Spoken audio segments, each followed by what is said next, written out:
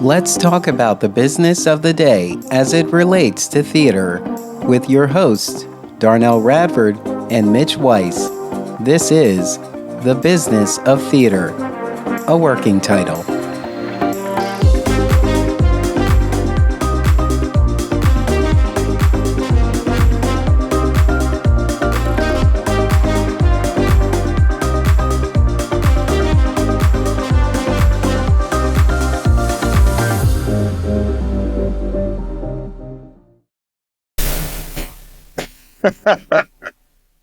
Mitch, I know we're looking for a working title, but we cannot name the podcast The Business of Theater Thrive in 2025. That's boring. It is, but I've heard it so many times already, like especially in these end of year donor appeals. Help us thrive in 2025. Can we talk about donor appeals? I am still, you figure you finally get past the holidays and you get to December 31st, which is the end of the year for a lot of theaters and charities. And then they go, there's still time. No, stop asking me.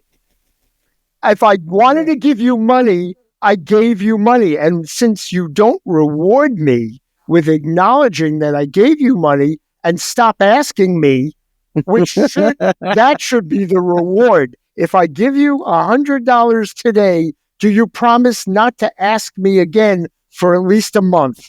That should be the reward. And they don't. This is tickling me so much. By the way, check your inbox. Theater Exile sent another email to you. I got it. I got it. Welcome to The Business of Theater, a working title. I'm Darnelle Radford. I'm Mitch Weiss. And let's get down to business. So in December, we always have the best intentions as to do a couple of episodes leading up to the new year. But we did do one in December, and then life happened, and so I think the year ended, was kind of an exciting end. There was a lot going on that was good, but also it was just this wind down. Mm-hmm. It was a good wind down, I think. What are your thoughts on the year as it passed in our rear view? So those of us who have had many year ends. The wind down just becomes welcome. I think the wind down for me was just that I didn't have to listen to electioneering. And yes. Therefore, whatever one feels about the election, it was over. Just didn't have to listen to it on the news or anywhere else. The issue for me, though, was how, and I don't want to be a downer about this, but I continually get news about more theater companies closing. And that's why it kind of bothers me that I'm getting all these requests for money. It's like, on one level, I walk to a Broadway show since I live in Midtown Manhattan, and I walk there and the last row in the balcony, if they decide to give me a discount, which, by the way, I will not sit in the last row of the balcony anymore, that can cost $80 or $90. That is outrageous. And these are not for the big hits. This is just to get you in. And that's their discount. And then on the other end, the off-Broadway or nonprofit theaters are charging the same amount or more, and then they're begging me for donations. So you put the combination together and going, I used to go, again, as a member of the community, I used to see 100 more shows a year.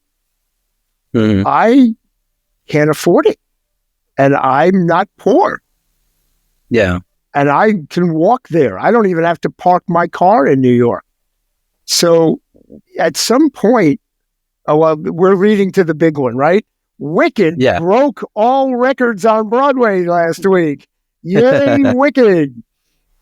I know, it's like on the one hand, you're looking at it because if you're a fan of Wicked and even though Wicked is not the Wizard of Oz, it kind of ties all of them together. If you're a fan of this overall space, you're just kind of happy to know that people are gravitating. But at the same time, when it comes to Broadway, it does feel like a cash grab. Like I remember when Hamilton claimed that their dynamic pricing was to kind of deter scalpers, and so since you'll buy a ticket for $1,000 from a scalper, why not just buy it from us? Oh, what a great idea, Hamilton. That's a great idea to have $1,000 tickets. This show isn't going anywhere. You could lower the price and definitely shore up salaries for all of your company for time. And by the way, just to be clear, and we don't want to discount the fact that we like when there's a healthy theater community anywhere, right? Yeah. But here's the trick. None of that $5 million that Wicked made during the Christmas week, which is the big week of the year, none of that is going to the cast or the crew or the musicians or the box office people or the ushers. And bless the investors. We want them to invest more, but there's no trickle down. Oh, I made a gazillion amount of money on Wicked. Now I want to invest in this smaller show somewhere else. That doesn't happen. It should encourage more investors to try Broadway, but it doesn't seem to have that effect. And the money isn't necessarily shared with the community. Individuals give to, our charities, Broadway Cares and Equity Fights AIDS and all these wonderful organizations, but it's not a direct connection to how much a show makes on Broadway. Right? Yeah. And by the way, Lion King came in second last week with over $4 million. And just as a comparison, when Hamilton was at its peak, it just hit $3 million in a week. That was at its peak when it was charging $1,000 or more dollars per ticket. So imagine how much Wicked must have charged to make $5 million in 1 week. Yeah. Right? Same number of seats. They don't have any more seats to sell. Mm-hmm. And it's a large theater. Yeah. Go to the Museum of Broadway. You can see its scale model. That's right. It's a newer theater. All those seats. It's a newer theater. Yeah. There are also secret seats. And that's interesting. I need to check on that, whether they opened them up. Wicked has never used all the seats in their theater. They built a wall in the back of the orchestra because they felt it was so expansive that people couldn't see the stage. So they decided to, it's still a large theater, but they actually cut off about 200 seats in the back of the theater. This is a little known fact I am sharing with you now. But I wonder if they pulled down the wall just to make some more money. I'm going to have to check. Anyway. I know. They're like, we've been in here for 20 years. Do they own the Gershwin yet? Yeah. Well, I guess it wouldn't make sense to do that. But has a production ever been so successful that it attempted to buy the facility that they were in? Yes, Michael Bennett attempted to buy the Hellinger, which is now a church on Broadway. It was sold. This was at a time when Broadway was not doing well. It was one of the lulls. The headline said, "Is Broadway dying?" This is way back in the 70s or 80s. And they actually did sell the theater, but to a church of something. It's not Scientology, but it remains a church. They've tried to get it back. I did actually see theater in the Mark Hellinger Theater, and it's a gorgeous theater, but they have kept it as a church. So yeah, that has happened. They also knocked down 3 Broadway theaters in the early 80s. There was a big protest that the Marquis Theater, which is a big new theater. Elf just played there for Christmas. The Wiz was just there. That was built in a hotel as a negotiated compromise for knocking down 3 other smaller theaters. So they said, okay, we'll give you one back. And they built it in order for the hotel to be built where the 3 theaters were. We sorry. Yeah, we are. We were very sorry in those days. Anyway, well, history. Yeah. So we're not fans of resolutions. However, there are a couple of there's a bit of commentary about predictions for 2025.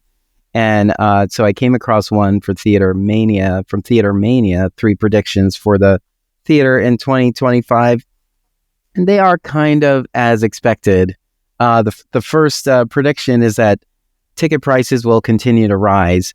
There's something interesting going on Broadway now, and it's not particularly because of the stars that are cast in the show. Like, the show is popular, and then so now dynamic pricing comes in, and then a ticket that ticket is like so out of reach. I'm gonna just in case our audience doesn't know what that is. It's not. There's a thing called premium pricing, which is just certain key seats in the orchestra. They have a much higher price, and that's held on to at that higher price. Then there is dynamic pricing, which is like the airlines. At times that they expect high need, when there's a larger demand. Thank you. When there's high demand, they raise their prices, and they do it performance by performance. So if they know that on Valentine's night, there's a particular show is going to have a high demand based on what happened the year before, they will raise the price on all their tickets for that one performance. Christmas, Easter, they'll pick different times of the year, and they analyze it week by week as they get closer, so they can see. The other thing they wait for is, if you notice you only have 20% of the theater seats left and you are already 3 months ahead of the performance, well, 20%, why not raise the prices on those tickets, so that, because there's less tickets to buy and more people may want to get in. If you have 60% of your house empty, you're going to keep your prices low because you want to encourage people to go. That's what dynamic pricing is. Yeah. And so because of, this all came about because of Wicked's successful week, and the average ticket cost at the Gershwin that week was $290.61. Wow. Per ticket. And then when you think about it, the most expensive ticket on Broadway last week, because this was January 2nd, this article came out. But the most expensive ticket on Broadway the week prior was Romeo and Juliet at $974.50. Amazing. I love this article because right after that it says, before you cry greed, it's important to remember that the cost of everything is noticeably higher following the post-pandemic surge in inflation. Do you have a reaction to that statement? I mean, they'll tell you whatever to justify raising those prices, but the thing is, you've done nothing different to the seat, so I don't understand why the seat costs more money. That much more. I do get, yes, things go up. But did your rent go up? Did the Schubert organization decide to charge everybody more rent just out of nowhere, ignoring contracts, saying, you know what, you're just going to pay more now? Yeah. So you've already heard. I don't think they did that. You've already heard my comments. I don't want to get crude. Well, the thing is, so for anybody who's that's outrageous, that's ridiculous. The thing about Broadway, for example, is, yes, there are diehard fans, but most people we're not consuming Broadway the way we consume a streaming platform. So this cost is justified to everyone who buys a ticket. When you think about those busy those really popular concerts like Taylor Swift and Beyonce concerts, those people are like, we have to be here. Mm-hmm. So I'm going to pay $300 for that ticket because this is an experience that is going to be worth it to me. And so this is what's happening. The demand is high, and this experience is worth it to the people who bought these tickets. And so, I was saying, I was talking like last year about how every time I go to New York, I'm well aware that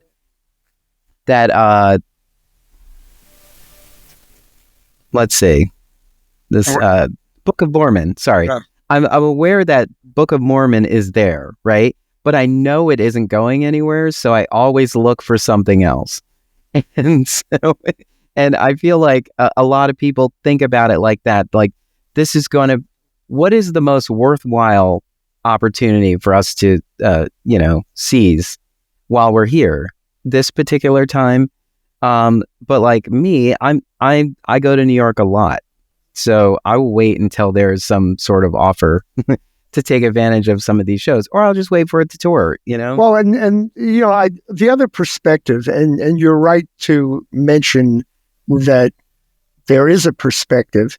There Mm-hmm. are people who will buy a $75,000 car rather than a $22,000 car, and Mm-hmm. yet they're driving to and from work the same way as a $22,000 car person is driving to work. So what is it that makes for me, yes, there are times to spend a premium, and there are things that are important to me.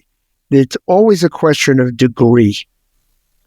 Yeah. I know that there are shows I don't go to if at the price that I am willing to pay for theater, there isn't a decent seat for me.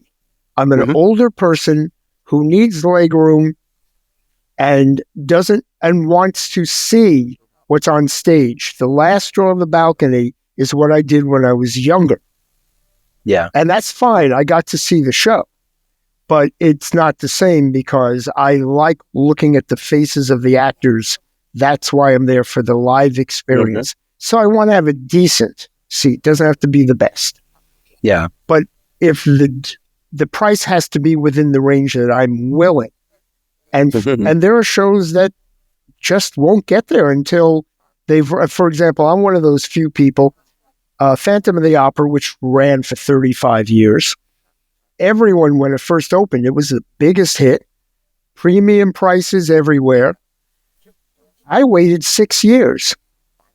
And then I saw it when the prices were at a point that I said, this is reasonable. I can get a decent seat. I heard it's great. And then I can go in and say, they kept the show in good shape. I saw a good show. Yeah. But I'm not one of those people that needs to be at Taylor Swift's first show and last show, which are going to cost more than the middle show. Right? It's like, that's the kind of thing. And I also don't want to, I watched Janet Jackson from Madison Square Garden all the way up in the rafters. I'm not doing that again. Janet was coming to Philly, I think in 2018 or 19, and she canceled several times.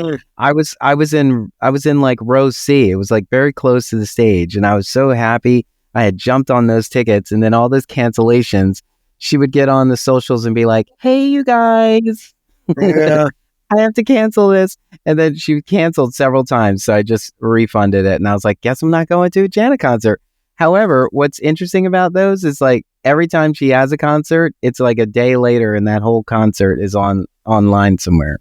But the thing I wanted to say about these prices going up is, it feels like a cash grab, and we immediately think greed. But yes, the expenses are much higher in New York, period, for every piece of theater being produced in New York. But then it also makes me think about single ticket sales in nonprofits. Thank you. So we're constantly trying to find the best price point to engage more people, because we think that the price point is what's deterring them from coming. I think it's much more nuanced than that. However, at the same time, we're constantly doing that. And we think about single ticket holders and how do we turn them into subscribers? How do we get them to come more than once? But for Broadway, there's no opportunity like that. There's no membership they can get or a subscription. There's no guarantee that somebody who's buying a ticket to Wicked is coming back. You know? Right. And so these prices are one-off prices. You're coming to see this once. If you come to see this again, you're going to tap into every discount opportunity there is. You know? It's the thought. Yeah, now let's go back to the single ticket holder for nonprofits. Mm-hmm. I think it's a dilemma, a major one, and it's one of those age-old questions because, again, from my very first days at the Public, we were asking the same thing, and there were major debates between major producers on and off Broadway, nonprofit and for-profit, about what was more important to bring in the audience. Was it the topic? Was it the substance of the play?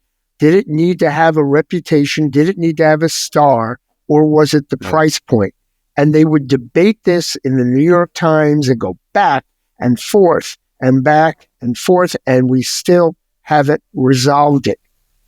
And part of the issue for nonprofits, it seems to me, is how do you build up a level of trust that matches people's schedules?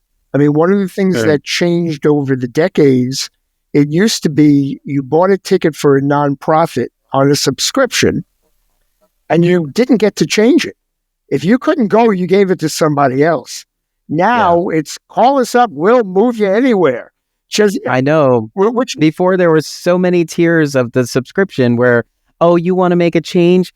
That's going to be a restocking fee and blah, blah, blah. And like those were benefits of being a subscriber. But now with Flex tickets, with Flex passes, what is the point of being a subscriber? That's right. These tickets are flexible and sure, you'll save some money, but I'll have complete reign over my own schedule if I don't buy into a Flex pass and just decide when I want to go to buy a ticket. Also, if you're only going to one of the shows, you don't need to pay the subscription fee to do that. These are the questions that constantly run in my mind. I'm just like, why?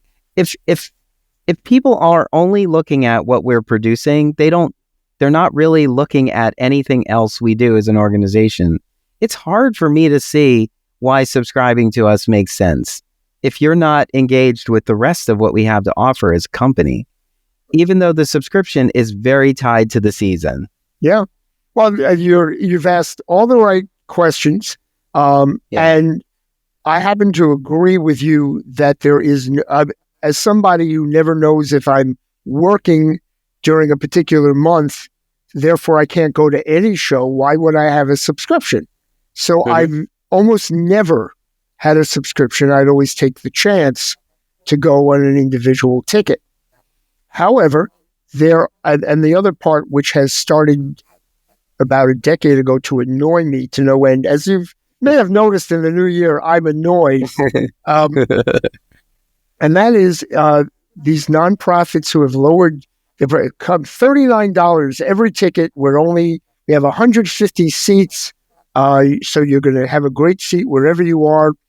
Come see such and such show. It has this star in it. And then for the next 365 days, I get, we can't afford to do it for the price of $39. We need more of a donation.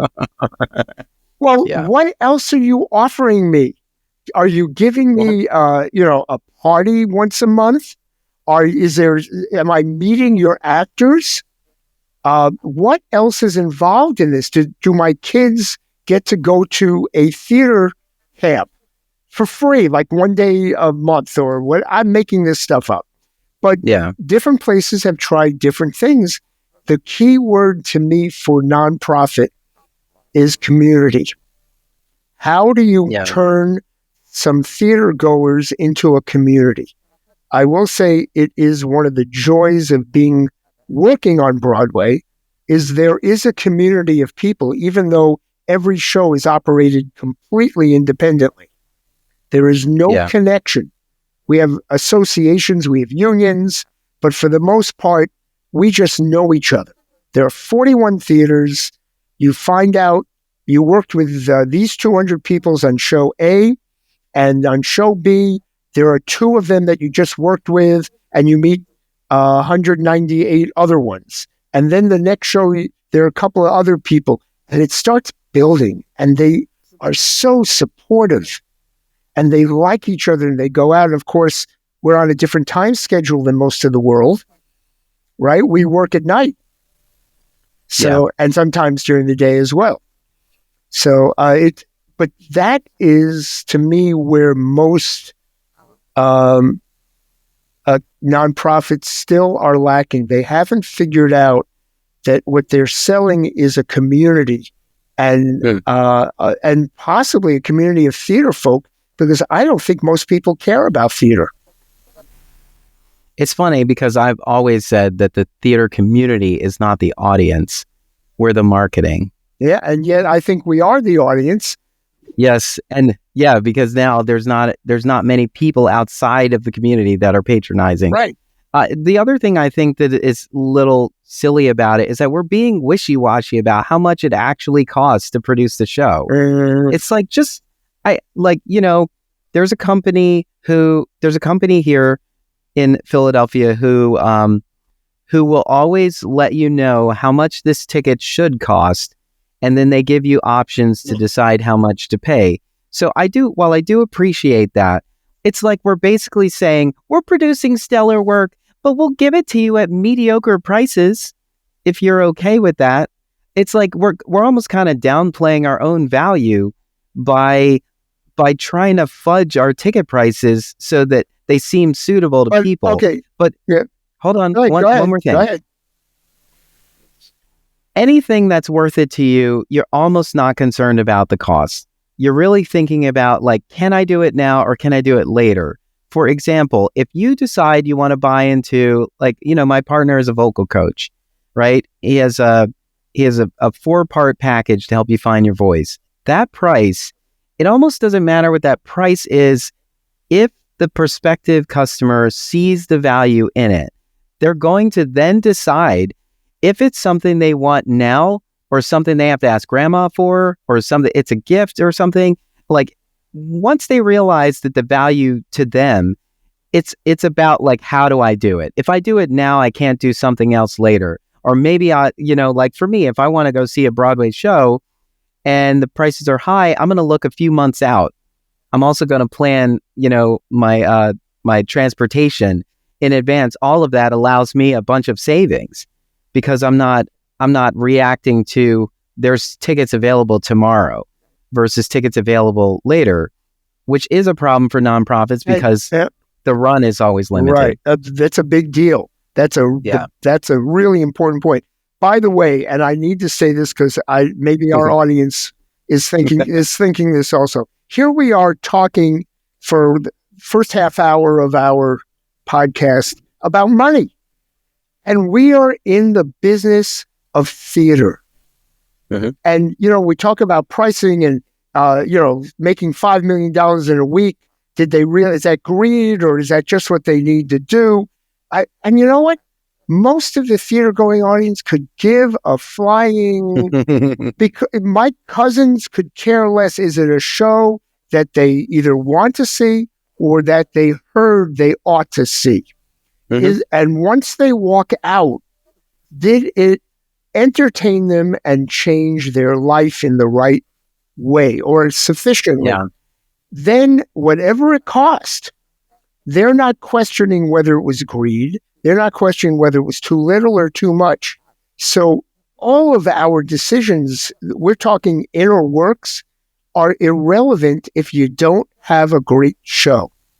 Mm-hmm. If you end up with Hamilton at the Public Theater, which is a nonprofit, it sells out in 5 minutes at whatever price you give it. Mm-hmm. Right? If you have a show that I heard it's okay, that won't sell out. So even if you make it $10, it's still not going to sell out. Yeah.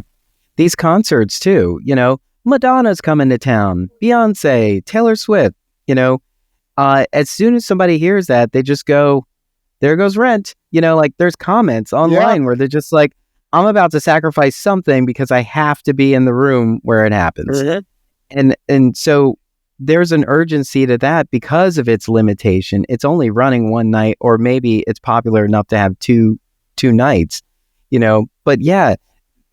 And even that is pushed out so far in advance before you even know, like, Janet Jackson is very theatrical on stage. There's always like a running theme throughout the whole bit, but you don't know any of that before you get there. Right. And so you're not sure. There's no information. You just know songs that you love will probably be played. And so, but you buy that ticket anyway without expectation. And then in the theater, we're very wishy-washy about the information about the show. We don't want to tell you everything. We want to give you a description, and we definitely want to gloat about what the New York Times says about this piece, even though it has nothing to do with our production at all. How we're going to do it. And then we get sort of hung up on those things, but we're also not giving any information. And so it's like there are theater goers that'll just say, okay, they've got a show coming up. Let me see if I can fit it into my schedule. But then you have other people that are like, I don't know, this is like the 13th show I saw announced today. What is setting this show apart from the other show that I saw? And if I'd have just clicked in there and bought a ticket, I would have missed yours. And which one is a must see? Absolutely. And this is what we need the press for. And this is why the press is also so frustrating. And since we all have different taste, and we do. Yeah. Therefore, if you hear about the musical Chicago, which has a movie out and has been playing for a long time, that may not be your... I have friends who just don't like musicals. Well, they can at least figure out, I'm not going to Chicago. I'm going to go to Romeo and Juliet. Yeah. Right? That's information. It's very basic. We don't have that from nonprofits, because they're literally doing a 4-week run or an 8-week run, and that's it. And by the time the information gets out about whether the show is mind-boggling, it's almost over. Yeah. So that's always been the problem. What do nonprofits do? Which is why I'm guessing, because it's all a crapshoot, they're closing. They're struggling. Yeah. They're begging for money. Well, we know what they have to do, and it's really hard for them to do. It requires them stepping aside a bit. You have to, if you know you need to market the show, then you let your marketing people market the show. You can't put any of your concerns into the process, because they are thinking about, how do I reach these people? How do I reach this particular group on TikTok or this group on Instagram? They know if they were to keep it casual and just had a quick 30-second thing where somebody's talking to you, and then somewhere in the conversation it references the show, that might be more valuable than whatever talking points you have set up for the press, because everybody is not waiting for the press to say something about the show. Right. They're actually waiting to hear the word of mouth. We always talk about word of mouth's our best form of advertising. We are waiting for somebody to say, I am hyped about this show. I am excited. I can't wait to see it. Or, and then those people will end up saying like, hey, you want to come with me? We'll make a thing out of it. And it's tough, because while we're not in competition with each other, we are very much in competition with each other in terms of everyone's time. There are weeks here in Philly where 4 shows open on the same night. And while that's great, because it looks the community is thriving and there's so much art being presented right now, it is really hard, because everybody doesn't go to opening night, but there are times where I have to turn one of those invites down. And this might be the only real opportune time for me to go. That is a place where Broadway has had its act together. Because of, we do talk to each other. There is a requirement that you must check in and receive the okay for your official opening night. There cannot be 2 shows on Broadway opening at the same time. And that was in deference to the major critics saying they can't do it. And especially as you get closer to Tony season and all of these shows start to open, there becomes a traffic jam. So you'll notice there are never 2 Broadway shows opening on the same night. And that is on purpose, and it's done with everyone's cooperation. The League of Producers League holds on to that calendar. And the press agents have to apply. We have a show coming in March. We want the producers say we want 4 weeks of previews or whatever they say. They then apply for the night they want, which day of the week, the whole bit, and they're told whether, and it's on a first come, first served basis. So, there's no prejudice there. And they get their date, and that's it. I think this right now is an argument for more robust art service organizations, because they are the organization that can rally us together and create a system like that. You can't have one theater company leading the way on like, hey, I'm creating a theater calendar. So like every theater knows what's going on. It has to be a sort of neutral party who is in it for all of us to create something, so that way we could see that. Like, I would love that. That would be a great thing. That's like, okay, sometime in the spring or something is the time where you can list all of your dates for the coming year. This would also maybe push a lot of theater companies to make a decision sooner rather than later, because they're trying to get on this calendar before it gets bogged down. And it helps the audience once they get a feeling that this is a regular part of their lives. I mean, part of when you get a television series that starts, other than streaming, if we're talking about a series, you say, oh, it's on every Thursday night at 9. You get to schedule it in your head, even if you miss one, you do schedule it. If you don't know if every new show coming up starts on different dates and has different parameters and stuff, it's like, well, if I'm free and when we get there and if I hear it's good, maybe I'll make some time for it. There's no community. And I will say, from just visiting Philly with you, it felt like there's a community there. You just may need more communication amongst the community. Well, it's that we're not really talking about the fact that the community, like we did talk about the community was hit hard because of the pandemic. Like, a lot of people were struggling. We had to find resources to keep everybody afloat and so on. But we're not talking about how that mindset, that culture that the community, fueled is it's like burning embers. It's not a full-on fire anymore. It's like people aren't breaking for it like they were before, because once the car slows down enough for you to realize there's other things I should have always been focused on, you start to realize perhaps this is an opportunity for me to put those back on the board as things that are important. And then you're going to get to, okay, so now we're really dependent on our mailing list and the people we truly call our patrons, because there was a time when there was an abundance of art being produced that it just felt good to like try to get as much of it in as you can. Absolutely. And the price points were a little bit better. You had opportunities, but now everybody they're still trying to come out from under, all the losses of the pandemic, which arguably have nothing to do with this season and nothing to do with the patrons coming in,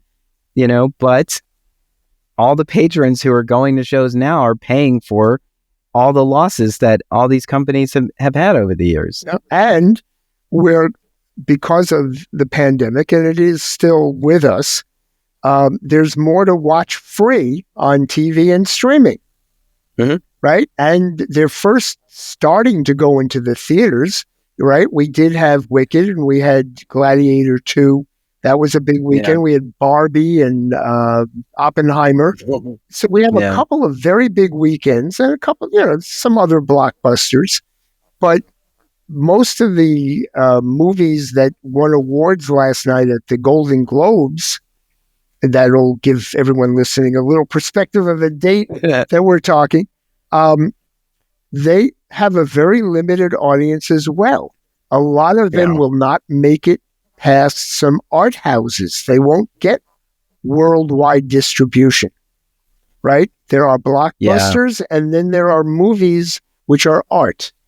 In theater, we aim for both at the same time, right? Nothing against Wicked, certainly nothing against Hamilton, which was a revolutionary thing, as was A Chorus Line. When that happened, that was revolutionary at the time. That's what allowed Michael Bennett, the creator of A Chorus Line, to be able to say, I want to buy a Broadway theater. He had the money, right? But that never happened. He did go on to do Dreamgirls. We're not upset with him. You know, he kept working, which we haven't, you know, would have been nice to have more from him. But rest in peace, Michael. But we're stuck with success being defined in financial terms. You and I are doing it on this podcast, right? And I look at, and I'm thrilled to say that I've seen many classics which are not being done. I don't know how many Tennessee Williams plays anyone younger than me has seen. To see Long Day's Journey Tonight, which went on forever, it's long, but to see Colleen Dewhurst, and forgive me if I'm wrong, but I'm pretty sure she was in the version I saw, it just tells you, my God, when you get a great writer, they can just blow you away. And there are times where they're just okay revivals, and we need to know the difference. But sometimes, I mean, there's a musical almost no one saw, Passing Strange, which, Coleman Domingo got his start in that, by the way, and won a Tony. I think he won the Tony for that as a supporting actor. And look where he's gotten to now. That musical not only blew me away, but I brought friends in who, from the age of 15 all the way up to 85, of all different ethnicities, and every one of them wanted to buy a ticket and come back and see it again. And yet the show couldn't get an audience. I'm going to blame that on marketing. It was just, they didn't know how to tell the audience that didn't know what it was about. And I think that was the fault of producers and the ad agencies. Notwithstanding, I think if you get the chance, Spike Lee came in and made a film of the show. If you get the chance to see that, see it. It's a magnificent, fun musical. Anyway, I don't mean to go there that way, but there's things that just change our lives. And that's what I wish you and I could be talking about instead of, I can't afford to go see them. Yeah. Well, what's interesting about that, Passing Strange, Passing Strange is like an odd production, but once you experience it, you're like, wow, how powerful this is. And so the second prediction that Theater Mania had was that plays and musicals will get weirder and funnier. And if you think about how the risks, the concern of taking risks that every producer has had, that all the shows that are weird and off the cuff, they're the ones that people want to come and see, but they're trying to play it safe, and they're just hung up on what the New York Times says. I can't, it just drives me nuts. Like, we're not in New York. We shouldn't be concerned with what the New York Times says about a show. It's not just the New York Times, though. Here's the key. Chicago, Wicked, Hamilton, everyone across the country and the world knows what those are. When they come to New York, as you said, if they have $300 to spend on a ticket, they're going to something they know they have been told is good. And they won't be disappointed. And they can't risk it. If they have money to see more than one show, maybe they'll take a chance if somebody tells them it's good. So how do we market this? And then how do you get a nonprofit to even infiltrate the minds of a tourist. You can't. Therefore, it has to be your local community and your local artists. How do you get the other theater makers to come and see your work? What makes it better than something you'd see on Broadway? One answer, less seats. Everybody's got a good seat. That's something to sell. But if the show isn't worth seeing and you can't explain it to me, I still may not be willing to go. Like I love the shows that come up in the summer and part of the promotion is come sit in our air-conditioned theater and watch us stumble through these lines because we're not quite off book. It's funny. I produced a reading last year during the summer, and the ad was, we have air conditioning. Air conditioning. That might have been the reference I was pulling. No, I've seen it around. Very funny. But yeah, I mean, there's this hunger for, like, everybody keeps saying, like, I want to see myself on these stages. I want to see more relevant, more current stories. And so, yeah, that's like this criticism about the canon. Like, yes, these songs are, these productions are iconic, but are they speaking to anything right now? And if they are, like, you have to make that very clear, because people are looking for something that is going to shine a light on what they're trying to make sense of in their lives. You know, yes, it is entertainment and you do want to escape, but you want to escape into a story that's going to grip you and hold you. You know, like we saw Ragtime at New York City Center last year, and there were at least 6 standing ovations. Like, there's key songs, of course, if you know Ragtime, but it was so poignant because we all sat in that theater after the election. It was like the same week of the election. And so it just hit different. Everything just hit different. Like, those moments are so powerful. Like, and I think nonprofits have to have a way to, like, seize that real-time relevance. And there's got to be a way to share that out, like on social media, or just somewhere, like in the curtain speech today. Like, we're sitting here right now as this is happening. Right. So yeah, I want you to think about that while you escape into this story we're about to tell. One of the things that always bothered me, and this is every time we get to Valentine's Day, and of course there's July 4th and Memorial Day, but let's use Valentine's Day. I go, what can I do special with my honey bunch on Valentine's Day? And I look around, and the nonprofits that have a show, it's just another performance of a show. There's nothing that makes it's not special. It's not special. And there's no special event. There's no special. Have a cabaret. Make it a love songs at night with so-and-so. We're going to have champagne with it, or we're just going to have dessert, or we're going to have a whole meal, whatever you're going to. It's a 2-for-1, and we're going to acknowledge your sweetheart before the show starts. There are ways for nonprofits to do what Broadway can't. They shouldn't be in competition. Yeah. Because you can't. Right? But I feel that's what I feel like when you're rushing to pull something from New York to bring it to your theater, like, you are competing with Broadway, and you're trying to say we're just as good as Broadway, and nobody's having that discussion. Like, no one's trying to compare you to 95 miles away.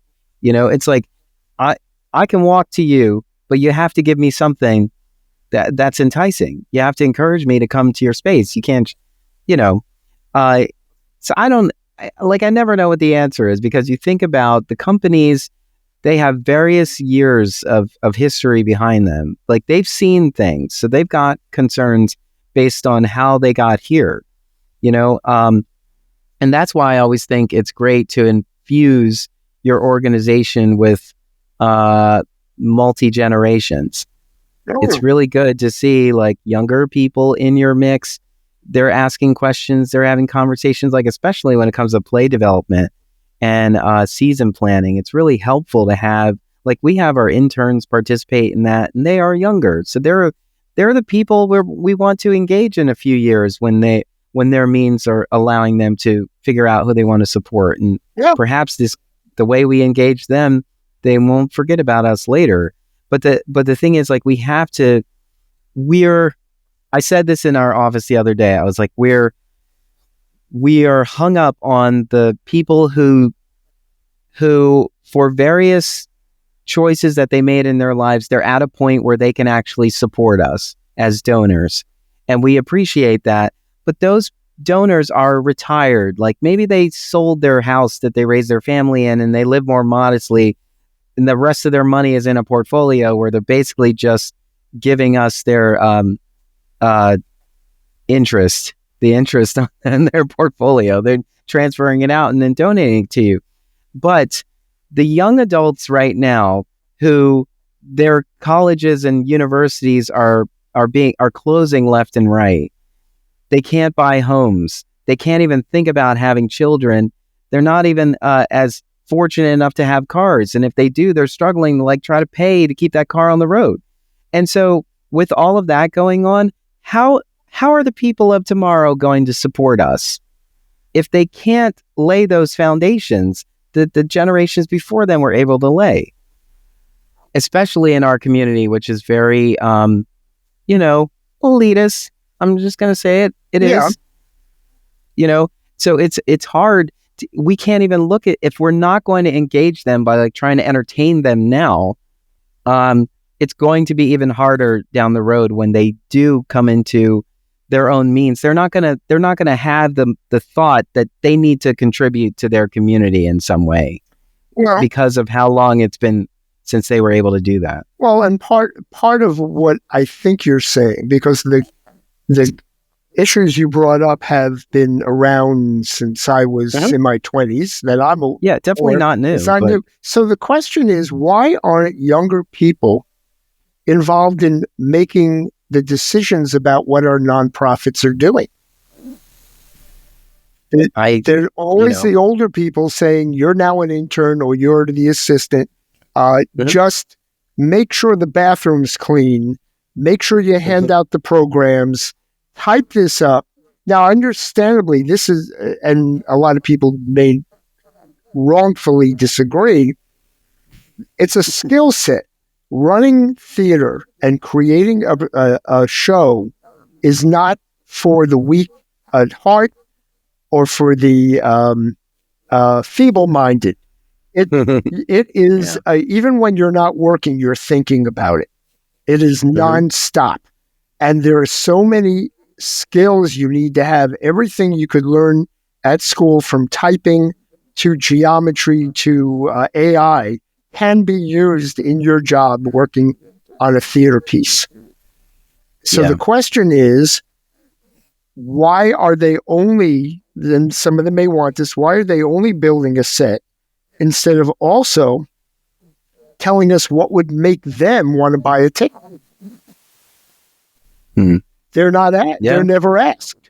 And they may not know, but the fact is, first, they're not asked.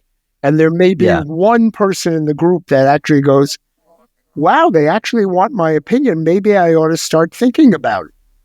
I always bring this up, and then I have to preface it as I'm an odd bird. But no one's trying to figure out how they can engage this odd bird. Like I'm self-motivated, but at the same time, I'm still looking to be enticed. So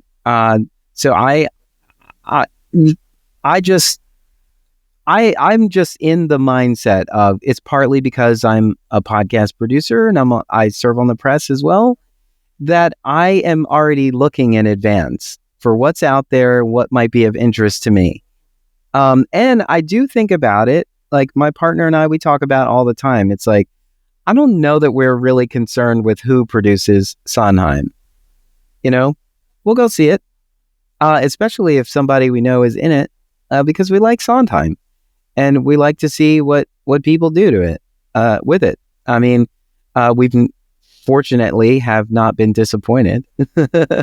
But that's, like if you're not a company that produces musicals, it's different. You have to try to, you're trying to like brand yourself as a specific type of theater, which I also think is so limiting. Like that's why you have a season. The season you can have a different conversation every season if you want. Well, And and you brought it up. Theater is storytelling. It's yeah, but with this very specific um, elements that seem to reach out. But that I just saw the one man show, and you, Darnelle, know this very well about me. I despise one people shows. Let me be clear. I'm not even tolerant of them. And that doesn't mean I haven't seen some really.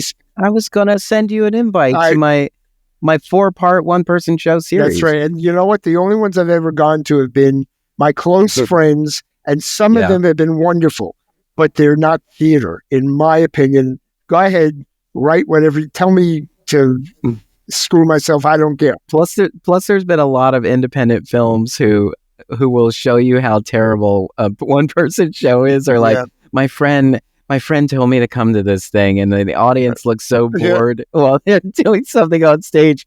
That I feel like that trope has not made it easy. Right, but the bottom line is storytelling, which is why I did see online Just for Us, the one-man show by Alex Edelman that was on Broadway last year, which I did not go to see on Broadway because it's a one-man show, even though it had phenomenal reviews. And I will say that watching it on the tube made it very bearable for me. It was a wonderfully written story. I recommend it. I was shocked at how good it was, how funny it was, and how poignant it was. I give him kudos left and right. I still would not have bought a ticket. But the story was great. And the bottom line is, artistic directors, producers, what story are you telling me? We certainly know what the story to Hamilton is. We know what the story to Wicked is. What is your story? And yes, it's possible to do a bad production of it, and it may not be your best. But if you're creating a season, I need you to tell me that you are going to tell me a story that is going to affect my life.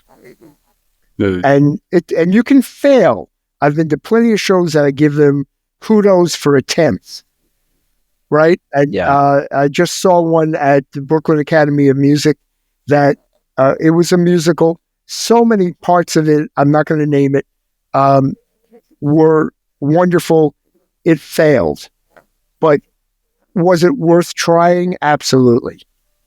Right? I hope they will do it again with a new script and fix it.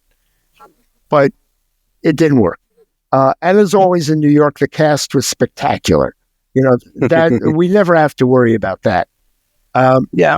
So that's my thing, whether it's Broadway or whatever. We have a new show on Broadway, and I'm having very mixed feelings about it. Maybe Happy Ending.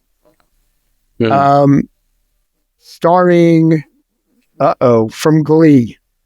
Is that the Darren Criss? Darren Criss. Yeah. So when it first opened, the Schuberts put it in a theater that tells you they don't have any faith in it. Producers don't know that they actually are given theaters by what the Schubert organization or the Nederlanders or ATG believe are the shows that will make them money. This was put somewhere, so I went, okay, nothing I need to see. Let's wait for the reviews. And it seems to be clicking. It is one of those odd shows about robots in love. And that by you explain it that way, it turns me off. But I have friends who have seen it who just really adored it. The problem is that a good, and I'm making up this percentage, a good 30% of the seats in the theater are obstructed views. The set was designed not to work with the entire width of the theater. And I was told that by friends. They do not advertise it. And when I walked up to the box office and asked them, where are I want to make sure I don't get obstructed views, they hedged the answer. they actually I was really disappointed because usually a box office person is very upfront. And he actually had the nerve to say, well, it depends which night you're going. And I said, no, it doesn't. Are the seats in row F all the way to the left obstructed view or not? Well, it depends which night you go. How could that be? He said, well, give me a particular night. I'll let you know. I said, well, how much if I stay in the center orchestra? How much are those? And when he said it was more than $300, and this is not a hit show, I went, well, okay. What about upstairs? Well, they're $195 for upstairs in the balcony for a show that's not a massive hit. No, I said, okay, thank you. So I didn't get my question answered, and I was very turned off by what I'm sure the box office person was instructed to say. Right? Yeah. And I guess maybe one day I'll go see from an obstructed view, and just to keep the price down. I don't know. Maybe that's what they're hoping for. But it's a shame because it's getting traction. There are a lot of people that are saying very good things about it. I wish them a lot of luck. But they could have had me in the audience, and just by not being honest, they lost me. They could have had the Weiss bump. There you go. There you go. I just gave him a bump, didn't I? Yeah, we put the link in the show notes. Go buy tickets to that. So before we wrap up today, there was 3 predictions in that article, and the third, and we've kind of talked the whole conversation, returned to it all the time. But the third was that Wicked Mania will persist in 2026, and so there was such hype that we already knew it was coming, and then we found out it was going to be a 2-parter. We were shocked, but still excited.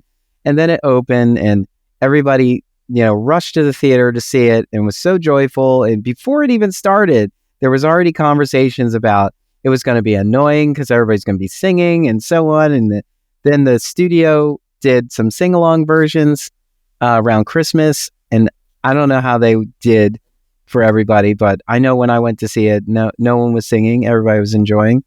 But it is kind of interesting that the film is so impactful. It's so beautiful. The music is wonderful. The choreography is stellar. It's just every time you watch a scene, you pick up on something else. Like Cynthia and Ariana are just wonderful partners in this. Working together, this entire ensemble did such a great job. Well, and it totally looking forward to the second part. But it's interesting, if you haven't seen it, the longer you wait, the less time you'll have to wait for the second part. Well, or if you saw the Broadway show, you saw part 1 and part 2. Yeah, you've already seen it. In the same 2.5 hours that you see part 1. That's the part I'm really confused about. I have not. Don't hate. You haven't seen it. I don't hate. I have not seen it. It's worth it. And I'm telling you, like, the time goes by and you're like, I don't know that they could have cut anything. I think where they take their time in the scene, it's very important that they do. Good.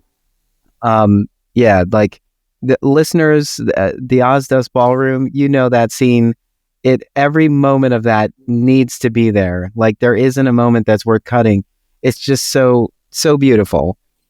But yes, and then I think what's also great about this is why it's not a problem that the second part is in a year. First of all, it was like 10 or 11 years that we watched all the Harry Potter films. Mm-hmm. There were so many gaps in the Star Wars films, and Back to the Future and Indiana Jones, all that stuff. Like, we were used to waiting. We shouldn't be so upset. We were just anxious about it. But I think because now you've already seen it, and now it's available on digital, and they've released tons of additional content, so you can just absorb it and be an unofficial expert of it. All of that just makes you love it even more. The fact that, like HBO used to do these behind the film, vignettes, like a 20 to 30 minute thing about this film. That's now in their TCM still does it. Yeah. And so all of that is good, because when you're like a a diehard fan. You want to know everything. I mean, we know everything except for how much Ariana and Cynthia actually were paid. I do know. Okay. I'm not going to tell anyone here, but I do know. I know, but the thing is, like, I'm saying, like, everybody's devouring every bit of information they get.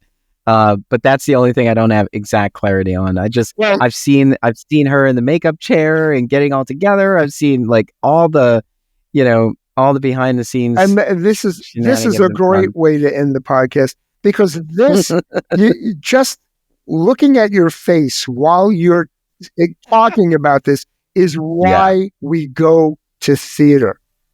I'm all green, everybody. You can't see. But it's just, it's exactly why it's worth it.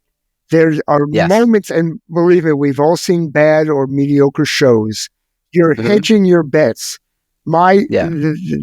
This particular podcast, we're just saying, you know what? In order to find the gem, you gotta let us not spend that much money on things that we don't know about yet. Because a show like Passing Strange can be a gem for me, but not necessarily for somebody else. If I have to pay Hamilton prices or Wicked prices for Passing Strange, or maybe Happy Ending, I'm not going. And I don't want to not go. I want to be wowed. I want to smile. I want to become a fan. I want more. I want to see it a second or a third time. And I've worked on shows where we had, I don't know where they got the money. We had priests that came in groups of 2 and 4 to see the show every week for a year. How can they afford to do that? They're on a priest salary. I never understood it, but they were there every week because it meant that show meant so much to them. And that wasn't even a musical. That was a drama they came for. So there are shows, I've been lucky. There are shows I've worked on I've seen 28 times. It's emblazoned in my mind, and it makes me smile every time I think about it. Why wouldn't we want to be part of the theater? Absolutely. There's no place I'd rather be. There you go. So it's you. It's me. It's me. Ending on a high note. We'll go see Wicked. Yes, we're ending on a not as high as Cynthia's notes, but we get it. So yes, go see Wicked if you haven't seen it. Go see it again if you have seen it. But yeah, that's the business of theater, a working title. I'm Darnelle Radford. I'm Mitch Weiss. And we will thrive in 2025. At the theater. At the theater.